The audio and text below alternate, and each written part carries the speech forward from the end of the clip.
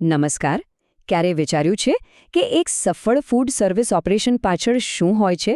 કઈ પદ્ધતિઓ, કયા વિચારો? તો ચાલો આજે આપણે એ જ મેનેજમેન્ટ અભિગમોની દુનિયામાં જરા ઊંડા ઉતરીએ અને સમજીએ. ખરેખર એ જોવું ખૂબ જ રસપ્રદ છે નહીં કે એકદમ વ્યસ્ત રેસ્ટોરન્ટમાં બધું જ કેટલું સ્મૂધલી ચાલતું હોય છે, પણ આ બધું એમનેમ નથી થતું. આ સવાલ જ આપણને એ છુપાયેલી સિસ્ટમ્સ તરફ લઈ જાય છે જે આખી ફૂડ સર્વિસને શક્ય બનાવે છે. તો ચાલો આની પાછળનું રહસ્ય જાણીએ. તો આજે આપણે શું જોવાના છે? આપણે શરૂઆત કરીશું પાયાના નિયમો અને સંબંધોથી. પછી જોઈશું કે કેવી રીતે મેનેજમેન્ટમાં માનવ પરિબળનું મહત્વ સમજાયું. એ પછી આપણે બેસ્ટ પરફોર્મન્સ મેળવવા માટેની પદ્ધતિઓ પર નજર કરીશું અને સમજીશું કે બધું એકબીજા સાથે કેવી રીતે જોડાયેલું છે. અને છેલ્લે આજના મોડર્ન મેનેજર પાસે કયા ટૂલ્સ છે એ પણ જાણીશું. ચાલો તો શરૂઆત કરીએ એકદમ પાયાથી. મેનેજમેન્ટ વિચારના મૂળમાંથી એક એવો સમય હતો જ્યારે કોઈ ફોર્મલ નિયમો નહોતા અને બધું જ સંબંધો અને વર્ષોથી ચાલી આવતી પ્રથાઓ પર જ ચાલતું હતું.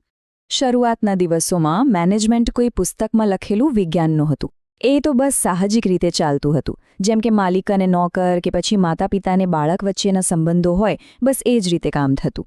ખાસ કરીને કન્ફ્યુશન નૈતિકતા જેવી વિચારધારાઓનો બહુ મોટો પ્રભાવ હતો, જેણે સમાજમાં કોણે શું કામ કરવાનું છે અને કોની શું જવાબદારી છે એ બધું પહેલેથી જ નક્કી કરી દીધું હતું. પણ પછી આવી ઔદ્યોગિક ક્રાંતિ અને એણે બધું જ બદલી નાખ્યું. ફેક્ટરીઓ મોટી થઈ, કંપનીઓ જટિલ બની. હવે જૂની પદ્ધતિઓ કામ નહોતી કરતી. અને બસ આ જ પડકારના જવાબમાં જન્મ થયો ક્લાસિકલ અભિગમનો. આ મેનેજમેન્ટ માટે પહેલીવાર ફોર્મલ નિયમો બનાવવાનો એક મોટો પ્રયાસ હતો. અહીંથી જ એક સિસ્ટમેટિક સ્ટ્રક્ચર બનાવવાની શરૂઆત થઈ. ઓકે, તો હવે મેનેજમેન્ટની આખી વિચારસરણીમાં એક મોટો ટ્વિસ્ટ આવે છે. અત્યાર સુધી ફોકસ સિસ્ટમ અને નિયમો પર હતું, પણ હવે ફોકસ શિફ્ટ થઈને એમાં કામ કરતા લોકો પર આવ્યું. ચાલો જોઈએ કે આ બદલાવ કેવી રીતે આવ્યો. આ નિયોક્લાસિકલ અભિગમ, ખબર છે, એ ક્લાસિકલ અભિગમની એક પ્રતિક્રિયા જેવો હતો. ક્લાસિકલ અભિગમ લોકોને બહુ મહત્વ નહોતો આપતો, પણ અહીં સંશોધકોને સમજાયું કે કર્મચારીઓ કોઈ મશીનના પાર્ટ્સ નથી. એમનું મનોવિજ્ઞાન, એમના વિચારો, એની સીધી અસર પ્રોડક્ટિવિટી પર પડે છે. અને આમાંથી જ બે ખૂબ જ અલગ દૃષ્ટિકોણ સામે આવ્યા. એક છે થિયરી એક્સ, જે માને છે કે લોકો મૂળભૂત રીતે આળસુ હોય છે, કામ કરવાનું પસંદ નથી કરતા, એટલે એમના પર નિયંત્રણ રાખવું જ પડે. બીજી બાજુ છે થિયરી વાય, જે એકદમ ઓપ્ટિમિસ્ટિક છે. એ કહે છે કે લોકો સ્વાભાવિક રીતે જ કામ કરવા માટે પ્રેરિત હોય છે અને જવાબદારી લેવા પણ તૈયાર હોય છે. હવે જે પણ થિયરીમાં માનવામાં આવે એ મેનેજમેન્ટ સ્ટાઇલને સીધી અસર કરે છે. આ અભિગમનો તો સીધો અને સરળ મંત્ર હતો: તમારી સંસ્થા એટલી જ સારી છે જેટલા સારા તમારા લોકો છે. એટલે કે જો તમારે પ્રોડક્ટિવિટી વધારવી હોય તો સાચા માણસને પસંદ કરો, એને કામ કરવા માટે બેસ્ટ વાતાવરણ આપો અને એને સતત મોટિવેટ કરતા રહો. બસ આટલું જ સિમ્પલ.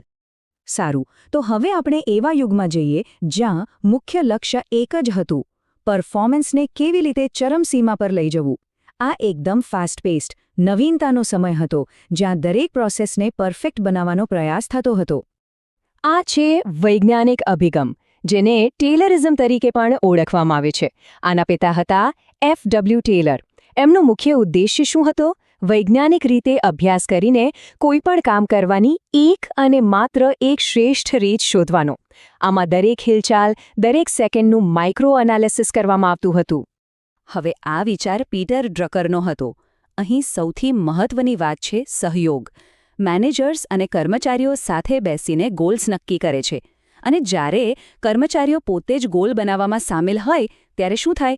એ એને પૂરા કરવા માટે વધુ કમિટમેન્ટ બતાવે છે. આ પદ્ધતિ પર્સનલ અને ઓર્ગેનાઇઝેશનલ ગોલ્સને એક લાઇનમાં લઈ આવે છે. આ અભિગમમાં અંદાજ કે લાગણીઓ માટે કોઈ જગ્યા નથી. અહીં બધા નિર્ણયો લેવાય છે ડેટા અને આંકડાના આધારે. જેમ કે રેસ્ટોરન્ટમાં ગ્રાહકોની લાંબી લાઇનને કેવી રીતે ઘટાડવી, એના માટે કમ્પ્યુટર મોડેલનો ઉપયોગ થાય. કયા સાધનો ક્યારે ખરીદવા એનું પણ વિશ્લેષણ થાય. અહીં બધું જ ગણિત છે. Just in time. આ કન્સેપ્ટ બહુ જ રસપ્રદ છે. જરા કલ્પના કરો, તમારા રસોડામાં દૂધ કે માછલી જેવી તાજી વસ્તુઓ દરરોજ સવારે આવે છે અને એ જ દિવસે વપરાઈ જાય છે. એને સ્ટોર કરવાની કોઈ ઝંઝટ જ નહીં. બસ આ જ જીઆઈટીનું મૂળ સિદ્ધાંત છે. જ્યારે જરૂર હોય ત્યારે જ માલ આવે, એનાથી બગાડ ઘટે છે અને એફિશિયન્સી વધે છે. અને જીઆઈટી સિસ્ટમ લાગુ કરવાના ફાયદા તો એકદમ સ્પષ્ટ છે. સીધો ખર્ચ ઘટે છે, કારણ કે સ્ટોરેજ માટે જગ્યા અને સ્ટાફની ઓછી જરૂર પડે છે. માલ સામાનને આમતેમ કરવાની હેન્ડલિંગ કોસ્ટ ઘટે છે. સ્ટોરેજમાં થતું નુકસાન પણ અટકે છે અને આખી કામગીરી એકદમ સ્મૂથ અને વ્યવસ્થિત બની જાય છે. એટલે કે પૈસા પણ બચે અને કામ પણ સારું થાય. TQM એટલે કે ટોટલ ક્વોલિટી મેનેજમેન્ટ. આ કોઈ મંઝિલ નથી, પણ એક સતત ચાલતી યાત્રા છે. સતત સુધારાની યાત્રા. અહીં ક્વોલિટીની જવાબદારી કોઈ એક વ્યક્તિ કે ડિપાર્ટમેન્ટની નથી, પણ દરેકની છે. નાનામાં નાના કામથી લઈને મોટામાં મોટા નિર્ણય સુધી બધે જ ક્વોલિટી પર ફોકસ હોય છે. ઓકે, તો ચાલો હવે આપણે અંતિમ કેટલાક સિદ્ધાંતો તરફ આગળ વધીએ. આ સિદ્ધાંતો મેનેજમેન્ટને એક મોટા ચિત્ર તરીકે જોઈએ છે, એક સર્વગ્રાહી દૃષ્ટિકોણથી, જ્યાં કોઈ પણ ભાગ એકલો કામ નથી કરતો, બધું જ એકબીજા સાથે જોડાયેલું છે. આ સિસ્ટમ્સ અભિગમનું માનવું છે કે કોઈ પણ સંસ્થા એકલી નથી ચાલતી. એ ઘણા નાના નાના ભાગો એટલે કે સબસિસ્ટમ્સનો સમૂહ છે, અને આ બધા ભાગો એકબીજા સાથે જોડાયેલા છે. જેમ કે ખરીદી વિભાગ, રસોડું, સર્વિસ સ્ટાફ, આ બધું એક મોટી સિસ્ટમના પાર્ટ્સ છે. એક ભાગમાં નાનો ફેરફાર પણ આખી સિસ્ટમને અસર કરી શકે છે.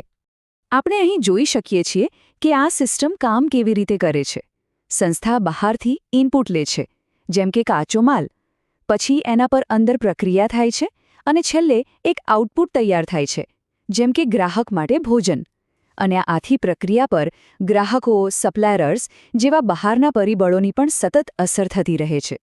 જો કે સિસ્ટમ અભિગમ ઘણો ઉપયોગી છે, પણ એની કેટલીક ખામીઓ પણ છે. એનું ફોકસ મોટેભાગે પ્રક્રિયાઓ પર જ હોય છે. એમાં માનવ તત્વની થોડી અવગણના થાય છે. જેમ કે સંસ્થાની અંદર થતા ઝઘડા કે પાવર સ્ટ્રગલ જેવી બાબતોને આ મોડેલ બહુ સારી રીતે સમજાવી નથી શકતું. અને હવે આવે છે આકસ્મિક અભિગમ. આ અભિગમ એ વન સાઇઝ ફિટ્સ ઓલ વાળી વાતને સદંતર નકારી કાઢે છે. એનું કહેવું એમ છે કે મેનેજમેન્ટનો કોઈ એક જ બેસ્ટ રસ્તો નથી. સૌથી અસરકારક ટેકનિક કઈ છે એ તો પરિસ્થિતિ, સંજોગો અને સમય પર નિર્ભર કરે છે. એટલે કે મેનેજરે લવચીક અને પરિસ્થિતિ મુજબ નિર્ણય લેવાવાળો હોવો જોઈએ. તો આપણે આટલા બધા અલગ અલગ સિદ્ધાંતો જોયા, પણ એક વાત યાદ રાખવી ખૂબ જ જરૂરી છે કે આ બધા એકબીજાના દુશ્મન નથી.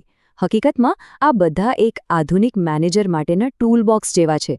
પરિસ્થિતિ પ્રમાણે સાચા ટૂલનો ઉપયોગ કરવાનો હોય છે. આપણી આખી ચર્ચા પરથી એક વાત તો સ્પષ્ટ છે. મેનેજમેન્ટની સફર ક્યાંથી ક્યાં પહોંચી છે. સાવ સાદા સંબંધો પર આધારિત મેનેજમેન્ટથી શરૂ કરીને આજે આપણે કેટલા જટિલ અને અનુકૂલનશીલ સિસ્ટમ્સનો ઉપયોગ કરી રહ્યા છીએ. ખરેખર આ એક અદ્ભુત ઉત્ક્રાંતિ છે.